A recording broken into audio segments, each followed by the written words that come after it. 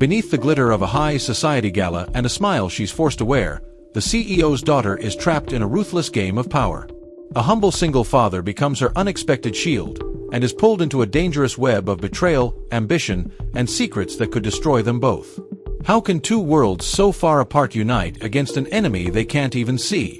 Watch until the end to uncover the answer, and drop a comment on who you trust the most in this story. Don't forget to hit that subscribe button, because every chapter will take you deeper into the tension. The ballroom glittered like a promise no one intended to keep. Crystal chandeliers scattered light across sequined gowns and polished shoes, and cameras blinked in quick, greedy bursts near the velvet ropes. Sait stood at the edge of the marble dance floor, the green of her gown catching the light like a held breath. Her fingers trembled. Across the room, conversation moved in careful circles, all charm and calculation. Daniel did not belong to those circles. He knew it, and the room knew it. His thrift store blazer sat a shade too narrow at the shoulders, his tie a patient knot. He carried a small plate of appetizers and pretended to study the canapes as if they were a map he might follow out of this world of satin and strategy. He had come because an old friend from catering needed an extra pair of steady hands for the early setup. Someone had slipped him a guest badge when the music began and told him to stay, to enjoy the night. Enjoy had never felt like such a delicate word. Sait crossed the floor like a decision. She stopped an arm's length away and the light shifted over her face. She did not waste a second. Smile like you are my husband. The words were soft, a secret pressed between strangers. For a heartbeat he saw the truth behind her flawless posture, the ache of someone cornered by a story she did not write. Daniel lifted his gaze to the cameras, then back to her, and allowed a warm, quiet smile to find its shape. Not for the lenses. For her. Thank you, she breathed. Stay with me until I say stop. Until you say stop, he said, as if they were sealing a simple pact. He set the plate aside and offered his arm. The gesture was calm, a harbor in a bright storm. They moved together through the tide of guests. Daniel kept his body between Sait and the cluster of photographers, guiding her with a care that did not advertise itself. Near the dessert tower, a young caterer wobbled under the weight of a silver tray. Daniel reached out and steadied it with an easy touch, a small rescue that passed without ceremony.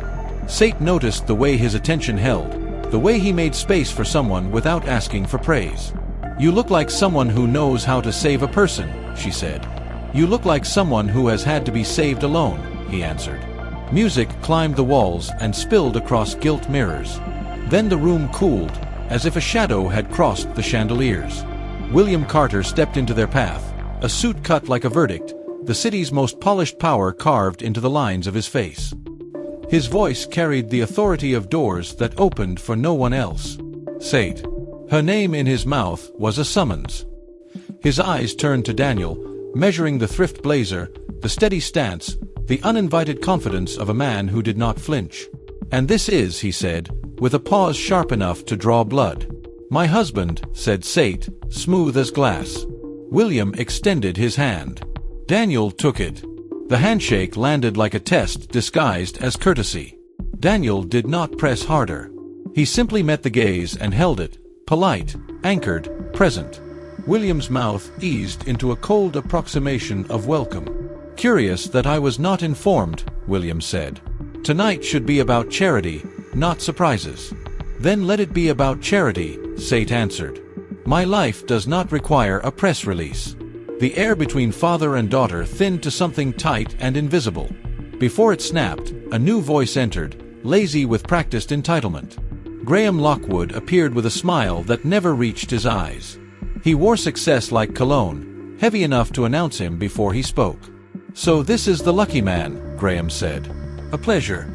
I hope you enjoy our little family tradition. Some of us have been part of it for years. He did not have to say more. The message hung there, a velvet rope meant to trip Daniel at the ankle. Daniel nodded once. Some traditions survive because they serve people. Others survive because people are afraid to end them, he said. Graham's smile stiffened by a fraction. William watched. Sait's grip on Daniel's arm lightened, as if a knot were loosening. The evening unspooled in speeches and laughter that did not always mean joy. Daniel stayed at Sait's side, a presence both visible and discreet. When they danced, it was not to dazzle the cameras. It was to buy a pocket of silence where her breathing could come steady again. Each time a photographer leaned too close, Daniel moved with an instinct that looked like elegance and felt like protection. When the last toast rang and the crowd thinned to embers, they stepped out into the cooler night. The city hummed below the terrace. Sait let the chill lift the heat from her skin. "If you had not been there, I would have been pinned and paraded," she said. "Everyone would have pretended it was kindness. You were the only one who listened without trying to fix the story to your liking." "Listening is a kind of fixing," Daniel said. "The quiet kind." "Come to the foundation tomorrow," she said. "Lunch. I could use your eyes on something that matters more than this room." He searched her face for the trap and found only resolve. "All right," he said. A black car slid up to the curb. Far above them, music still threaded the air, thin as the last filament of a web. William's silhouette moved behind a curtain in the top-floor window, already planning the next move, already erasing detours. Graham's laughter traveled with the night wind, a reminder that some men loved a game because they wrote the rules. Sait and Daniel walked away from the glow and into the dark where the streetlights were honest. For a while they did not speak. They did not need to. The pact held, small and true, a borrowed smile that had become a line of trust. The city breathed. The night reset. And somewhere on the edge of power and pretenses, a story that should never have begun was already finding its way forward. The Carter Innovations headquarters rose like a monument to ambition, all steel and mirrored glass reflecting the morning sun. The building's entrance buzzed with well-dressed employees who moved quickly, eyes fixed on phones, conversations clipped and efficient. Daniel felt the weight of the place before he even stepped inside. Sait was waiting in the lobby, no green gown now, only a tailored navy suit that sharpened the lines of her figure and set her apart from the bustle. She carried 2 coffees and handed one to him with a small smile. "I thought you might need this," she said. He accepted it, grateful. The air smelled faintly of polished wood and expensive perfume. As they walked through the marble hallway, Daniel caught glimpses of framed awards, photographs of ribbon cuttings, and corporate slogans carved into glass panels. The further they went, the colder it felt. Inside the Foundation's conference room, the warmth returned. Sunlight poured across a long table scattered with project folders, photos of children laughing in after-school programs, and reports stamped with funding approvals. Sait placed a hand on one of the folders, almost protective. "This is what's at stake," she said. "My father wants to cut these programs. After-school tutoring, community kitchens, health outreach, all of it." Daniel looked at the photos. They weren't just statistics. They were faces. "Why?" he asked. "To free up capital for a partnership with Lockwood Holdings. They call it strategic growth. I call it gutting our purpose." Her voice was steady, but Daniel caught the trace of anger beneath. She explained the politics of the boardroom, 11 members, her father's influence enough to control the majority if unopposed. To block the cuts, she needed 3 more votes to join her side. At the moment, she had only 1. "And you think I can change that?" Daniel asked. "I know you can. You speak without an agenda. You've seen what these programs mean. When they hear you, it won't sound like it's coming from me. It will sound like the truth." He leaned back in his chair, watching her. She was asking him to step into a fight that wasn't his, but in a way, it was. Every file on the table told a story he recognized. Families barely holding together, children whose chances hung by a thread. "When's the meeting?" "This afternoon." Daniel let out a slow breath. "All right. But if I'm doing this, I'm doing it my way." A shadow fell over the doorway. William Carter stood there, hands in his pockets, expression unreadable. "I wasn't aware you had a consultant," he said. Sait's voice was calm. "He's here to help me present an alternative to your proposal." William's gaze shifted to Daniel, lingering as if to strip away any illusion. A long pause passed before he spoke again. "I'll see you both in the boardroom." When he was gone, Sait exhaled. "He already knows we're coming for him," she said. "Good," Daniel replied. "Makes it harder for him to pretend we don't exist." Outside, the hum of the city was faint through the glass. Inside, the air seemed sharper, carrying the tension of an unspoken countdown. The meeting was hours away, but Daniel could feel the gravity of it already, pulling every decision, every word, toward a moment that could not be undone. The coffee in his hand had gone cold. The day was just beginning. The boardroom of Carter Innovations sat high above the city, its windows stretching from floor to ceiling, framing the skyline like a painting meant to remind everyone of the power they held here. A polished mahogany table ran the length of the room, its surface reflecting the gleam of silver pens, crystal water glasses, and the carefully folded agendas placed at each seat. Daniel entered with Sait at his side. The conversation among the board members faltered for a moment as they turned to look. Expensive suits, sharp eyes, people who measured value in numbers, not names. At the head of the table sat William Carter, composed, a faint smile on his face as if the outcome were already written. "Please, have a seat," William said, gesturing toward the empty chairs. Daniel sat, his posture calm, his gaze steady. He glanced once at Sait, a silent agreement passing between them, before the meeting began. William wasted no time.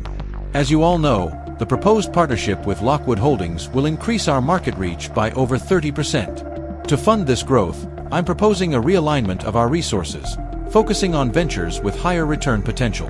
The words were smooth, practiced. The proposal was already in motion on the large screen, charts and figures marching in neat columns. But Daniel saw what wasn't on the slides, the people erased by these numbers. Before William could move to a vote, Sait spoke. "I'd like the board to hear an alternative perspective." All eyes shifted to Daniel. Some curious, some dismissive. He stood, letting the silence settle before speaking. "My name is Daniel Hayes. I'm not here as a businessman. I'm here because I've seen the work this foundation does. And I've seen what happens when it's taken away." He spoke of the after-school tutoring programs that kept kids off the streets, of community kitchens where parents could feed their children without shame. He told them about a boy named Lucas, who learned to read through one of their outreach classes, and a single mother who found work because the foundation helped cover her training. "These aren't statistics," he said. "They're lives. And when you cut funding, you don't just reduce a number on a spreadsheet, you take away someone's lifeline." A ripple of discomfort moved through the room. Some board members shifted in their seats, avoiding his eyes. Others leaned forward, listening more closely. William's voice broke in, smooth but edged. "We all respect your sentiment, Mr. Hayes, but emotional appeals don't sustain a company." Daniel met his gaze. "And companies don't sustain anything if they forget why they started." The room went still. Graham Lockwood, seated 2 chairs from William, let out a quiet laugh, but it died when he saw the expressions around the table. One by one, the board members began to murmur, weighing Daniel's words against the tidy figures in William's charts. When the vote came, it wasn't unanimous, but it didn't have to be. Sait had the numbers she needed. The programs would stay. As the meeting adjourned, William's jaw tightened, his hands clasped behind his back. Graham slipped out with a forced smile, his plans deferred. Sait and Daniel walked out together, the tension of the room still clinging to them. In the elevator, Sait turned to him. "You didn't just help me win. You made them see." Daniel smiled faintly. "Sometimes that's all it takes. Making them see." The doors opened to the lobby, and for the first time since last night, the air felt lighter. But Daniel knew this wasn't the end. In rooms like that, victories were rarely permanent, and people like William Carter didn't forget who stood against them. The sunlight outside the Carter Innovations Tower felt different, sharp, almost brittle, as if the city itself knew that winning inside those walls came with a cost. Sait and Daniel stepped onto the busy sidewalk, the hum of traffic wrapping around them. For a moment, neither spoke. Victory should have felt lighter, but there was weight in the silence. They walked to a small cafe tucked between glass office buildings. Inside, the warm scent of roasted coffee and fresh bread eased the tension from their shoulders. Sait ordered without looking at the menu, 2 cappuccinos, a croissant for him, nothing for herself. When they sat, she leaned forward, her voice low. "You know this isn't over, right?" she said. "My father, he doesn't take losing well." Daniel stirred his coffee slowly. "I didn't think it was over. Men like him don't stop because they lose a vote. They just find another way to get what they want." Her gaze flicked toward the window, where the glass reflected the street outside. In the reflection, a black sedan lingered too long at the curb before pulling away. "Graham," she murmured. "Or one of my father's people." Daniel followed her gaze but didn't react. "Let them watch. It means we're ahead of them, at least for now." Sait studied him. "You act like you've been through this before." "Not in boardrooms," he said. "But I've been in fights where you can't afford to blink first." The cafe door chimed. Daniel's attention shifted to a young man in a faded suit carrying a worn leather portfolio. He approached their table cautiously. "Miss Carter, I work in the Foundation's outreach team. I just wanted to say, thank you. If those programs were cut, half the families I work with would have had nowhere to turn." Sait smiled warmly and thanked him. Daniel noticed how she softened in moments like this, her guarded edges fading, revealing the person she was fighting to protect. When the young man left, Sait's expression turned serious again. "We can't just defend what we have. We need to make it stronger. My father and Graham will keep trying to frame these programs as liabilities. We need proof they're our greatest asset." Daniel leaned back, thinking. Proof isn't enough. You need a story they can't twist. A slow smile curved her lips. "Then we tell one." They didn't see the man with the camera across the street, snapping photos through the cafe window. He captured Sait leaning toward Daniel, their heads close, their faces unreadable to strangers. To the right person, those pictures could say anything or everything. As they left the cafe, the wind carried the distant sound of sirens.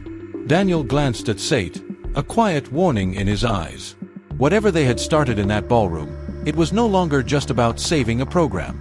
The fight had shifted into something more dangerous, a game played in shadows, where smiles could be weapons and every move was watched. By the next morning, the war had already begun. Sait arrived at the Foundation's office to find a sleek, unmarked envelope on her desk. Inside were 3 glossy photographs, her and Daniel in the cafe, leaning close, caught mid-conversation. No note, no signature, just the quiet implication that someone was watching. She set the photos down and took a slow breath. The walls of her office felt closer somehow, the city noise outside muted. Whoever sent them wasn't trying to expose a secret, they were setting the tone. A warning. Her phone buzzed. The caller ID read, "William Carter." She let it ring twice before answering.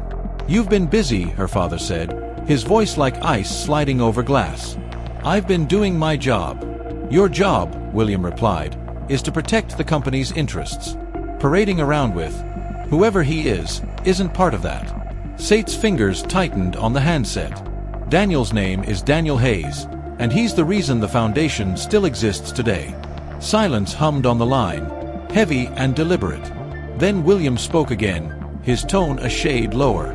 "Everyone you choose to stand beside has a cost, Sait. Make sure you can pay it." The line went dead. An hour later, Daniel walked into the office, carrying 2 paper cups of coffee. He stopped when he saw the photos spread across her desk. "Looks like someone's trying to make this look like more than it is," he said. "Or maybe exactly what it is," she replied, meeting his eyes. He studied her for a beat, then set the coffee down. "You know this means they've already started moving against you." "I know. That's why we move faster." Sait pulled a thick folder from her desk drawer and slid it toward him. Inside were reports, field updates, and testimonials from people whose lives had been changed by the Foundation's programs. "This is what they can't destroy," she said. "We're going to take this straight to the public, bypass the board, bypass my father, bypass Graham. If we control the story, we control the fight." Daniel flipped through the pages, stopping at a photo of a smiling girl in a school uniform. "She looks like my daughter when she was younger," he said quietly. Sait's voice softened. "Then you understand why we can't lose." They began mapping out a plan: public events, local news features, and personal stories that would make the Foundation's work impossible to dismiss. But as the day wore on, Daniel's phone buzzed with a text from an unknown number. "You should leave before she destroys you too." He didn't show it to Sait. Not yet. Outside, dusk painted the skyline in shades of gold and ash. In the distance, a black sedan idled at the corner, its headlights off. Inside, 2 figures watched the building. One of them lit a cigarette, the ember glowing in the fading light. The first countermove had been made. And it was only the beginning. Night settled over the city like a slow-closing curtain. Daniel stepped out of the foundation's side entrance, his collar turned up against the wind. He glanced once toward the corner where the black sedan had been earlier, gone now, but the unease lingered. He could feel eyes on him even when the street seemed empty. Back in his small apartment on the edge of downtown, he dropped his keys into a bowl by the door. The space was modest, a couch with worn edges, a second-hand table covered with his daughter Lily's schoolbooks, a photo of her taped to the refrigerator. She was staying with her aunt for the week, but her presence lived in every corner. Daniel sat at the table, staring at the anonymous text still glowing on his phone.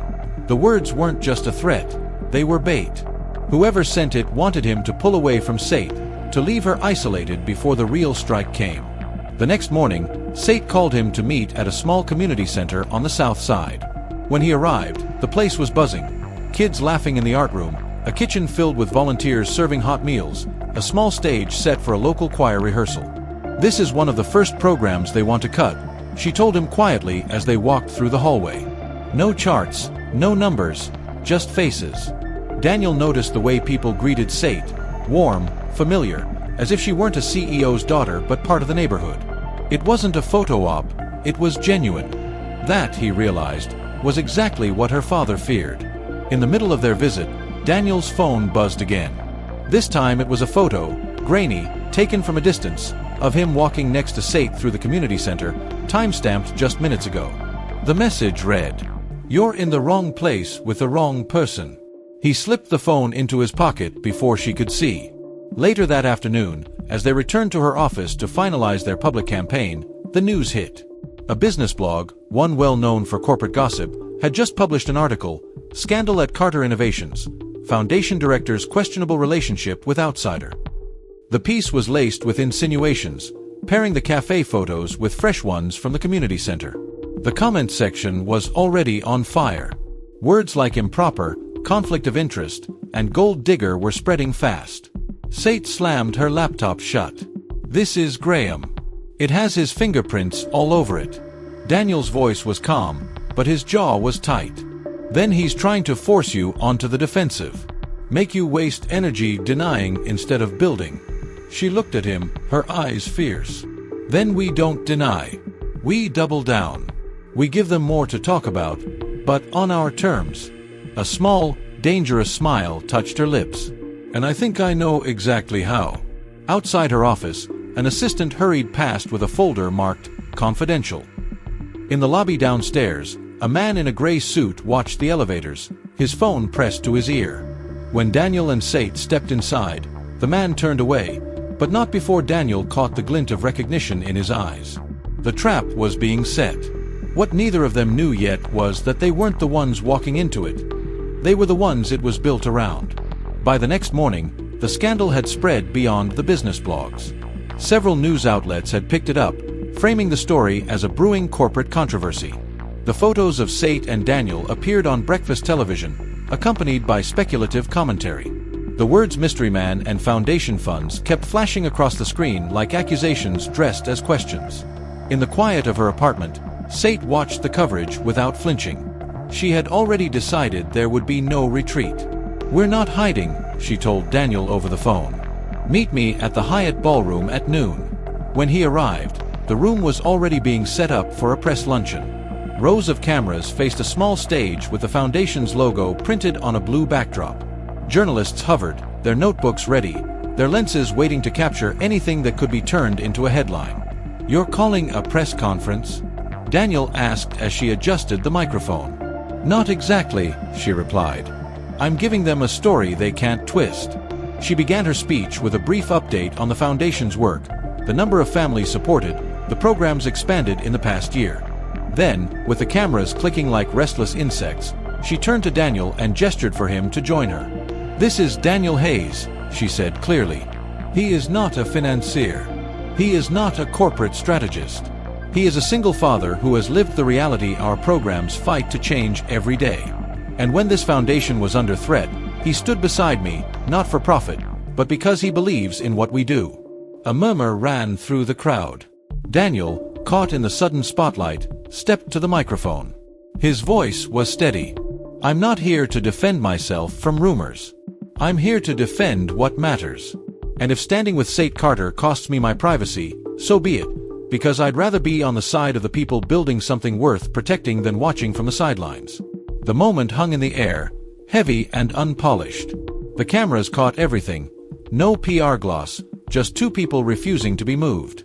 Afterward, as they stepped down from the stage, Sait whispered, "We just turned their scandal into our platform." Daniel smiled faintly. Now they'll have to come at us differently.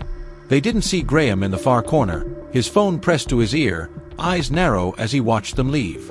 By evening, the tone of some headlines had shifted. A few called it a bold stand. Others began focusing on the Foundation's mission rather than the rumors.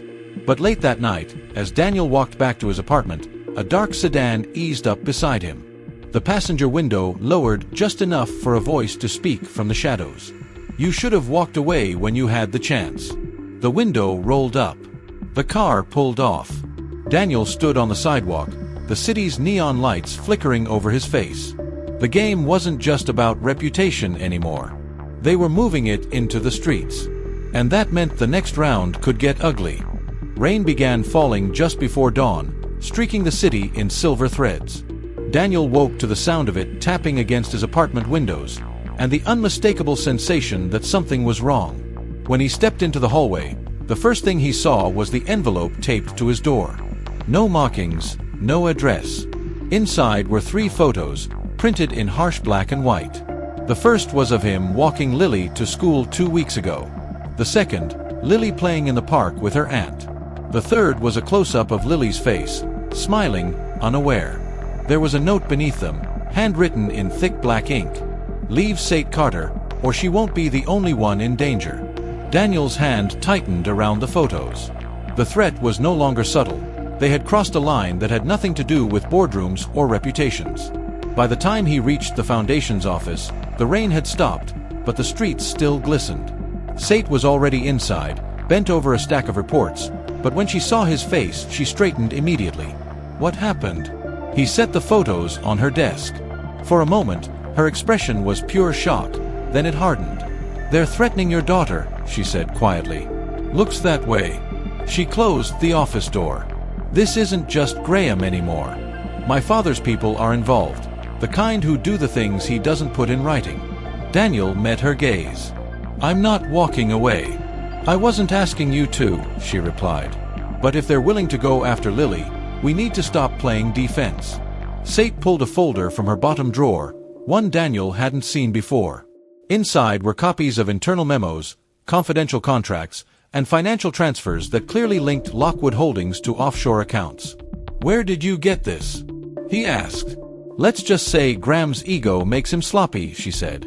"This could blow up their entire partnership plan and expose the kind of money trails my father can't explain in a shareholder meeting." Daniel scanned the documents. "If this gets out, it won't just hurt Graham. It'll hit your father too." "I know," she said. "And that's why we have to be careful. One wrong move, and they'll bury us before the truth reaches daylight." The air between them tightened. Outside, the office bustled with normalcy, ringing phones, muted conversations. But here, the world had narrowed to a single choice. Hold back and risk losing everything, or strike and risk losing more than they could imagine. Daniel slid the folder back across the desk. "Then we strike. But we do it smart." For the first time that morning, Sait allowed herself a small smile. "Then let's give them a reason to regret threatening the wrong people." Neither of them noticed the security camera in the corner, its red light blinking steadily. Somewhere in a dimly lit office across town, someone was watching the feed and recording every word. The footage from the Foundation's office was grainy but clear enough. Sait sliding the folder toward Daniel, his lips forming the words, "Then we strike." In a dim conference room lit only by the glow of a laptop screen, Graham Lockwood replayed the clip, a slow smile curving at the edges of his mouth. "They're giving me the rope," he said to the man across from him. "Now I just have to decide how to hang them with it." The man, the same in the gray suit who had been shadowing them, nodded once. "We leak this to the right people, it becomes conspiracy. Carter's daughter plotting corporate sabotage with an outsider." Graham's grin widened.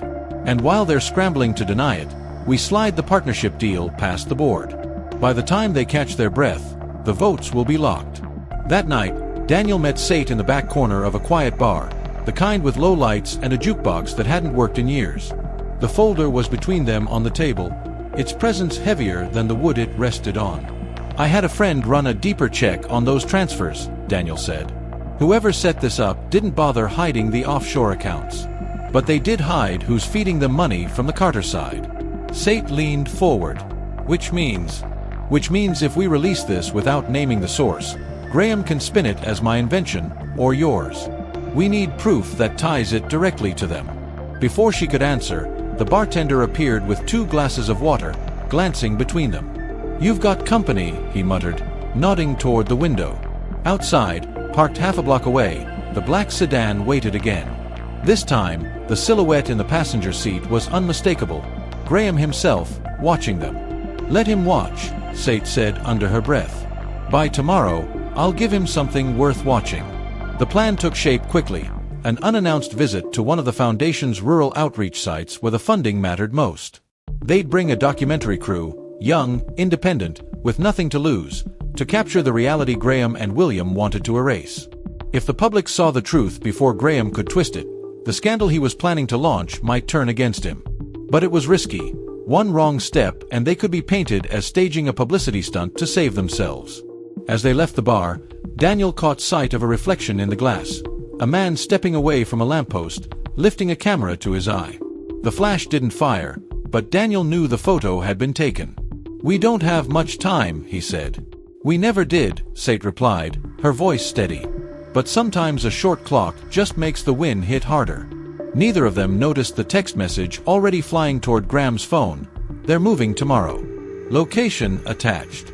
The next morning, the city was still wrapped in a pale mist when Daniel pulled up outside the Foundation.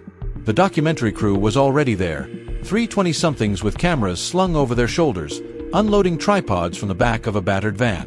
They looked more like a garage band than journalists, but Sait had vouched for them. "They've done exposés before," she told Daniel, stepping out in jeans, boots, and a weatherproof jacket. No corporate ties, no one to lean on them. Their destination was a rural outreach site 2 hours away, a converted school building that doubled as a clinic and a learning center. It was the kind of place that didn't just survive on funding from the Foundation, it depended on it. Halfway into the drive, Daniel noticed a black SUV in the rearview mirror. It kept its distance, never close enough to be obvious, never far enough to be coincidence. He didn't mention it to the crew, but Sait caught his glance and gave the slightest nod. When they arrived, the crew went to work immediately, filming children in brightly painted classrooms, nurses tending to patients, and volunteers cooking in the communal kitchen. There was no staging, every smile, every conversation was real. That authenticity was the weapon they needed. But Daniel's instincts kept tugging at him. Something felt too easy, too smooth. It was only when one of the camera operators went outside to film the building's exterior that it happened. 2 men in work jackets appeared from around the corner, carrying boxes marked medical supplies. They spoke to no one, left the boxes in the storage room, and were gone before anyone could stop them. An hour later, as the crew packed up, a local volunteer approached Daniel, frowning. "Those boxes. We weren't expecting any deliveries today." Daniel and Sait exchanged a look. He tore one open. Inside, beneath a layer of bandages and gauze, were sealed envelopes stuffed with cash, and worse, forged invoices with the Foundation's name at the top. Sait's face went cold. "They're planting evidence. If this leaks, it looks like the site is laundering money through our programs." Daniel closed the box. "Which means Graham and your father already know we're here, and they're counting on us to touch this, to be filmed with it." From outside came the faint click of a camera shutter. Someone was taking pictures through the open doorway. Sait didn't hesitate. "We take these with us. We control who sees them first." The SUV was gone when they left, but Daniel's gut told him the damage was already in motion. Somewhere, Graham was waiting with a headline ready to drop, a headline that would bury them if they didn't move faster. As the van sped back toward the city, Sait stared out the window, her reflection hard and unyielding. "They think we walked into their trap," she said. Daniel glanced at her. "Then maybe it's time we turn their trap inside out." In a corner office high above the skyline, Graham read a text from an unknown number. "Package delivered." Photos on the way. He leaned back in his chair, already savoring tomorrow's scandal, unaware that the people he was trying to destroy had just decided to flip the game. By the time they reached the city, Sait had already begun rewriting the plan in her head. The planted cash and forged invoices weren't just an attack, they were leverage, if handled right. At the Foundation's secure archive room, Daniel spread the contents of the boxes across a metal table. The crew recorded every angle, the seals on the envelopes, the fake invoices, the medical supply labels that looked fresh off a print shop's press. "We filmed this as evidence," Sait said. "But not for the news. Not yet. First, we take it to someone my father can't influence." Daniel raised an eyebrow. "And who would that be?" She pulled out her phone, scrolling to a contact marked only Parker. "Investigative journalist. She's been chasing corporate corruption stories for years. She'll know how to verify the trail before they can bury it." Within the hour, Parker arrived at the Foundation, sharp-eyed, leather jacket over a plain black shirt, carrying a battered satchel. She listened without interrupting as Sait laid out what had happened, then inspected the evidence with gloved hands. "This is deliberate," Parker said flatly, "and sloppy enough that they didn't expect anyone to get this far. You've got serial numbers on the bills. That's a gift. They'll trace back to a withdrawal from somewhere, and I'm guessing it won't be a charity account." Before they could plan the next move, Daniel's phone buzzed. A notification from a major news network. "Breaking. Foundation outreach program under investigation for financial misconduct." The screen filled with the exact photos they'd feared, the boxes in the outreach site storage room, cash spilling from one of them. No mention of the forged invoices. No mention of the two men who left them. "They're moving faster than we thought," Daniel said. "Good," Sait replied, her tone sharp. "It means they think we're still on the defensive. We'll let them think that. Just long enough to let Parker publish the real story first." Parker glanced between them. "If we're doing this, I'll need on-camera statements. Both of you. And I'll need to be there when you confront whoever planted these." Daniel's jaw tightened. "That means drawing Graham out." Sait's eyes narrowed. "No. We make him come to us, thinking he's won." In Graham's penthouse, the man himself poured a glass of whiskey and stared at the news broadcast, savoring the blow to Sait's reputation. He didn't notice his phone screen light up with a message from an unknown number. "She's calling a meeting. Says it's to concede. Boardroom. Tomorrow." He smirked. Finally. But in the Carter Innovations Tower the next morning, Graham wouldn't be walking into a concession. He'd be walking into the moment every hidden wire, every forged paper, every shadow move was dragged into the light, with a camera rolling. The boardroom was staged like a quiet ambush. Sunlight spilled across the polished table, but every chair was already occupied except for the one at the far end, left empty for Graham.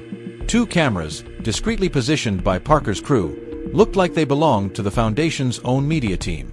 Sait sat at the head of the table, calm, composed, a folder in front of her. Daniel stood off to her right, leaning against the wall, hands in his pockets but eyes fixed on the door. When Graham entered, he wore the smug grin of a man arriving to watch someone's defeat. He glanced around, noting the full board, the cameras, the way Sait's expression didn't waver. "Well," he said, taking his seat, "I hear you've come to your senses. Here to make this easy on everyone." Sait didn't answer immediately. She opened the folder slowly, letting the sound of the paper fill the silence. "Before we discuss anything else, I'd like to address the accusations in the press." "Oh." Graham leaned back, playing his part. "I thought you might." Sait nodded to Parker, who stepped forward and placed a small drive on the table. "This," Parker said, "contains video evidence from the outreach site visit yesterday. You'll see two unidentified men delivering boxes marked as medical supplies. You'll also see that inside those boxes were envelopes of cash and forged invoices with the Foundation's name." Several board members exchanged uneasy glances. Graham's smile faltered just slightly. "And," Parker continued, "you'll see time-stamped footage proving those deliveries happened after the official supply schedule and before any news crew arrived to photograph them.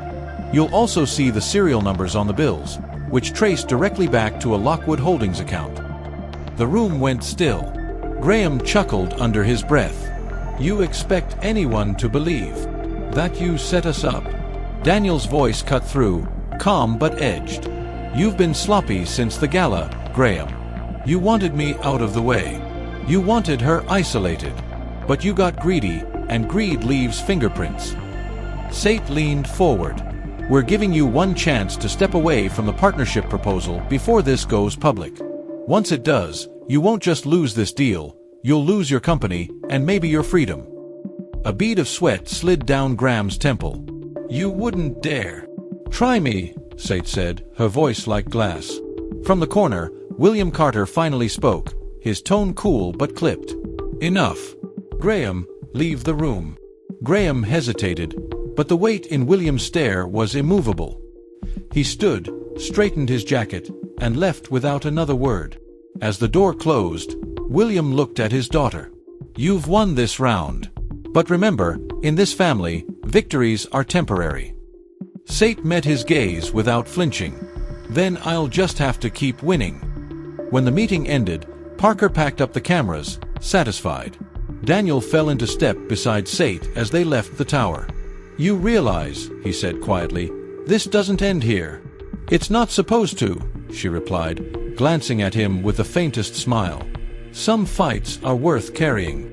Outside, the city bustled as if nothing had changed, but between them, something had, not just the victory, but the certainty that neither of them was pretending anymore. By the next morning, the story had broken wide. Parker's piece hit every major outlet at once. Headlines screaming about the fabricated scandal at Carter Innovations, complete with the footage of the planted boxes, the forged invoices, and the serial number trail leading straight to Lockwood Holdings. The reaction was immediate. Graham's name trended for all the wrong reasons. Shareholders began demanding answers, and whispers of a federal investigation started weaving through the financial press. Even William Carter, ever composed, had to issue a formal statement condemning any unethical actions associated with the company. For Sait, it was a bittersweet victory. She'd protected the foundation, dismantled Graham's trap, and shown the board she wasn't a pawn. But she also knew her father's carefully measured statement was nothing more than a shield to protect himself. When she stepped into the foundation lobby, she found Daniel already there, leaning against the reception desk with 2 coffees in hand. You're early, she said. Couldn't sleep, he replied. Figured we'd both need the caffeine. They walked together to her office, the atmosphere oddly quiet for a day with so much noise outside. Sait set her coffee down and glanced out the window. They'll be coming for us in a different way now, she said. Quieter, more patient. My father doesn't like losing face in public. He'll wait for the moment no one's watching. Daniel took a slow sip. Then we make sure people keep watching. Before she could answer, her assistant knocked and entered with a sealed envelope. No return address, just her name in black ink. Sait opened it cautiously.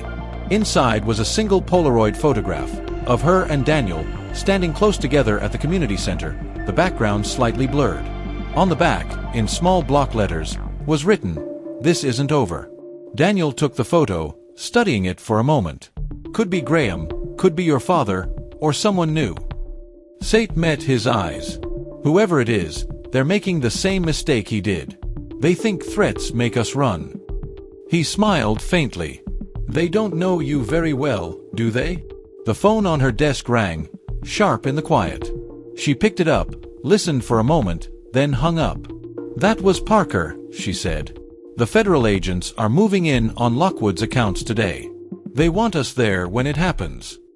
Daniel grabbed his coat. Then let's go watch the ripples hit the shore. As they left the office, neither noticed the figure across the street, a man with a weathered face and a camera slung over his shoulder, following them with measured steps. Whoever had just entered the game wasn't playing for the same reasons Graham had, and the ripples they were about to cause would be far more dangerous. The federal building loomed ahead, its glass facade reflecting the heavy gray of the afternoon sky. Inside, the air was tense with quiet urgency. Agents moved with clipped efficiency, gathering files, laptops, and sealed evidence boxes marked Lockwood Holdings. Parker was waiting just past security, her leather jacket zipped to the collar. You're just in time, she said, guiding Sait and Daniel toward a small conference room. On the table lay a spread of documents, bank statements, wire transfers, and internal memos now stamped confidential, evidence. An agent in a Navy suit briefed them. These accounts don't just implicate Lockwood. There's a parallel trail, smaller, more careful, feeding into shell companies we can't identify yet. Whoever set them up knows how to hide money, but they've made a few slips. Daniel frowned. And you think it's connected to William Carter? The agent didn't confirm, but his silence was answer enough. Before they could dig deeper, Parker's phone buzzed. She glanced at the screen and her expression shifted. I think your new problem just introduced himself.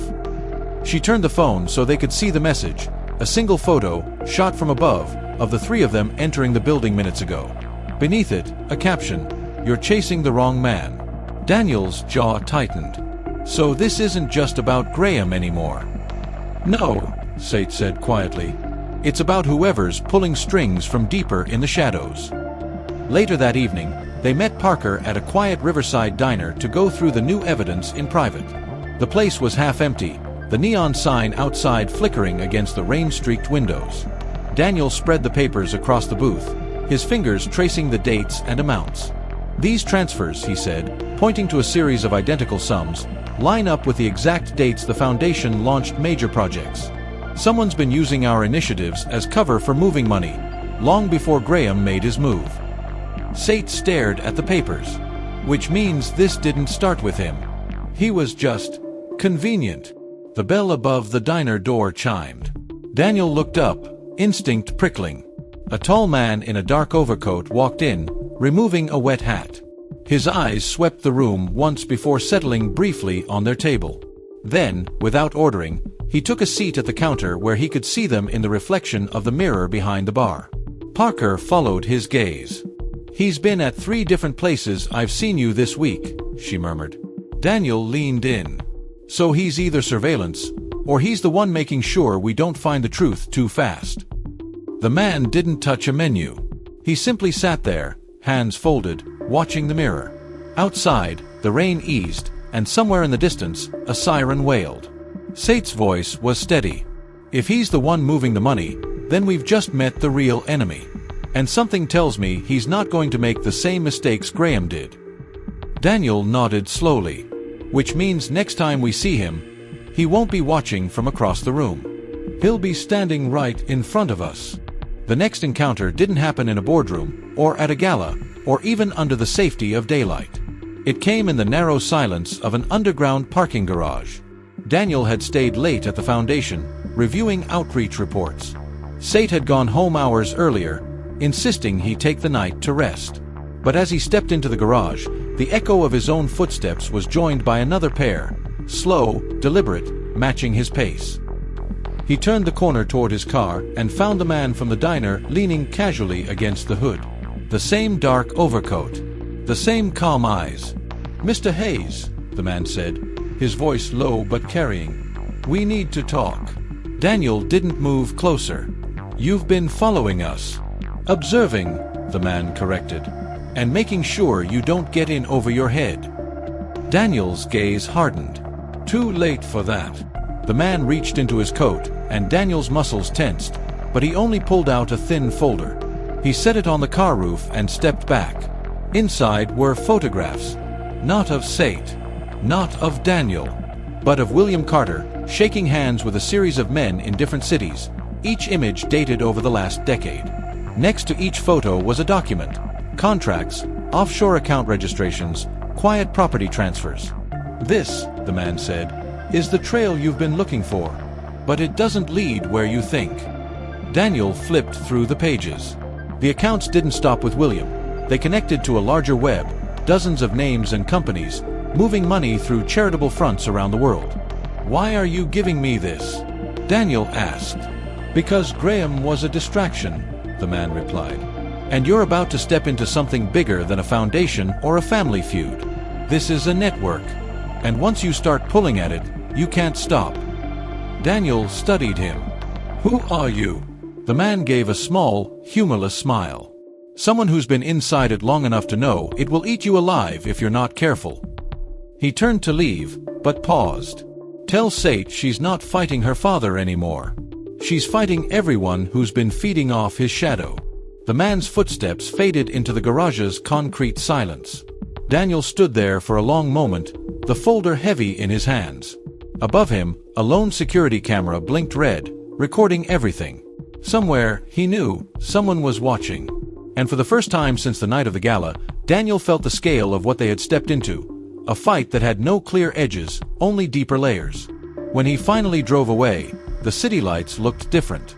Not just bright, but sharp, like 1,000 small eyes that never closed.